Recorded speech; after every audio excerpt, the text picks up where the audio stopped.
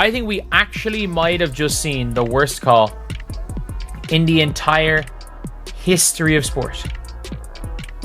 And like, this is a shock that it is actually not DiJonai Carrington committing a flagrant foul.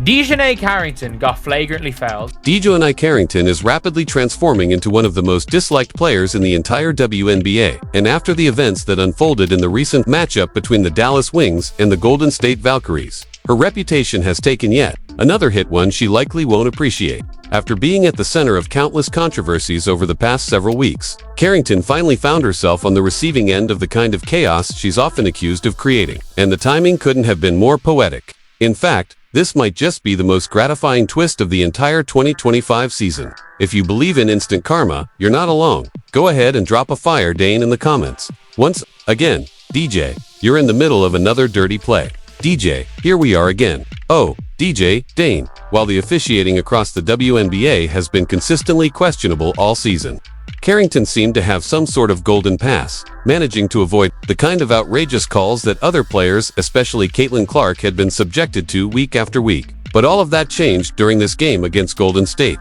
when, for the first time, the referee's well-known incompetence turned its focus toward her. And just like that, the tables turned swiftly and dramatically. The play started when the ball got swung around to Janelle Saloon, who launched a shot. The ball bounced out, and Carrington positioned herself to shield it from going back in play, attempting to let it roll out of bounds. A smart, veteran move that would have given her team possession. She wasn't trying to grab it, just guarding it to make sure it exited cleanly. Then, out of nowhere, Tiffany Hayes came barreling in and tackled Carrington straight to the floor. With less than 2 minutes remaining and Dallas trailing by just 3 points, the stakes couldn't have been higher.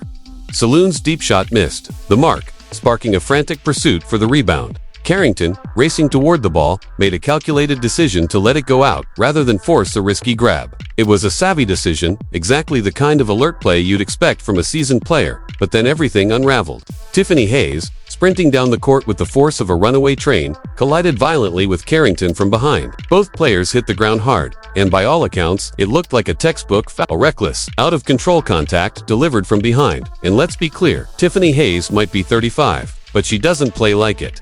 Night after night, she's bringing it to the court with relentless energy. She wears that face harnessly to protect her nose, eyes, or facial bones, but visually, it makes her look like something straight out of a gothic fantasy. Her appearance evokes images of a bird of prey, raven, or hawk with an intimidating vibe to match.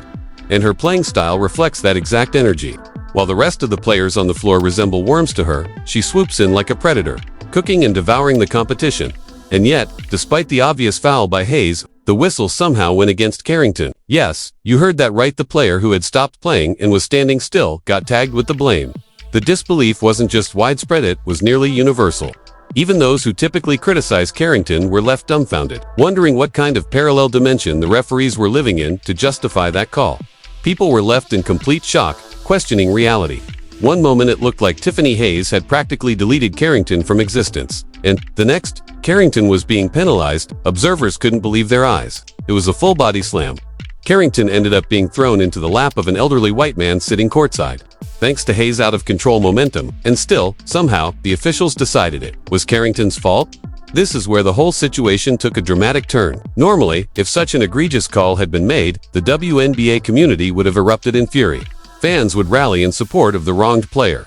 Social media would explode with criticism toward the refs. Analysts would break down the footage, and the player in question would become a talking point in conversations about poor officiating. But this time, that sympathy was nowhere to be found because the player at the center of it all was DiJonai Carrington, rather than spark outrage. The public response was sheer applause. The reaction on social media came in fast and unfiltered, and it was absolutely brutal. The message couldn't have been more clear. She finally got what she deserved. Fans immediately pointed to Carrington's track record of questionable behavior. They recalled the time she smacked Skylar Diggins across the head on a fast break, sending her to the floor in obvious pain. That moment had fans saying, "Okay, this is happening too often now. These reckless, dangerous fouls aren't isolated anymore." And the game against Golden State gave yet another example. In one particularly dangerous play, Gabby Williams went up for a mid-range jumper and Carrington leaped to contest it. But in doing so, she landed right in Gabby's space, causing her to twist her ankle upon landing. The reaction online wasn't sympathetic, it was celebratory. People had finally seen Carrington receive a taste of the punishment she'd been dishing out. Viewers recalled her jabbing Caitlin Clark in the eye, committing hard fouls, and stirring up drama across the league. Now, seeing her get knocked down and penalized sparked a wave of satisfaction. "That's karma," fans wrote. Now she knows what Caitlin's been putting up with all year. It was one of those rare instances in sports when justice didn't just happen, it crashed down like a thunderous dunk, shaking the entire narrative around a player. Even though the call on Carrington was horrendous, even though she was objectively the victim on that play, no one seemed to care. Her reputation was too far gone. The basketball world had already made up its mind. And that's what happens when you consistently lean into the role of the league's antagonist.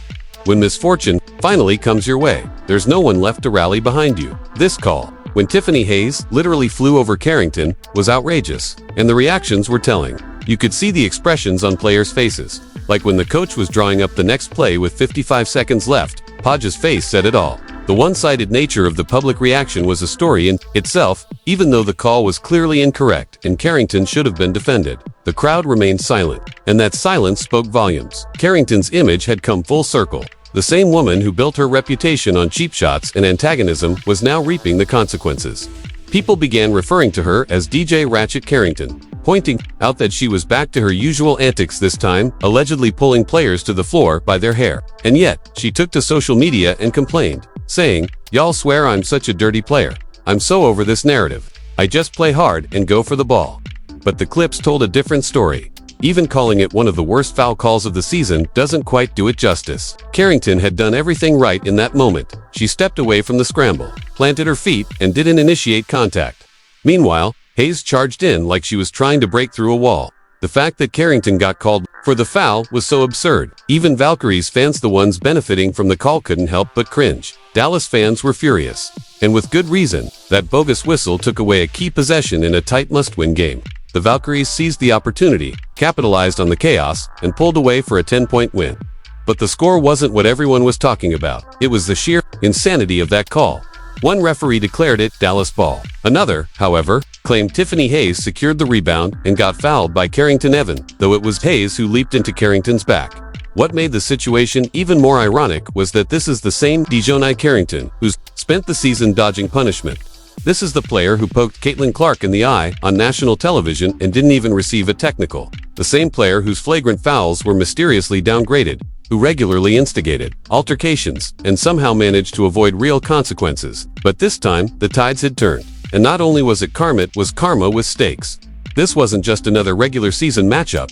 Dallas is fighting tooth and nail to stay in the playoff race. Every single game matters. That one terrible call penalizing Carrington for standing still completely shifted the momentum and helped Golden State lock in the win. Her team suffered for her reputation, and there was nothing she could do to change that. That's the essence of poetic justice.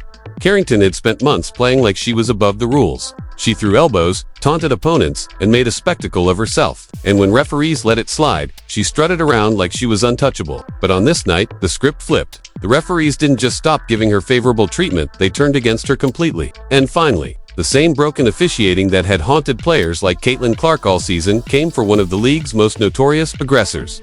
Dragging opponents to the floor by their hair isn't going after the ball, it's dangerous. And it's not basketball. WNBA leadership needs to ask, when is this going to stop? When will there be a fine, a suspension, or even removal from the league for this repeated recklessness?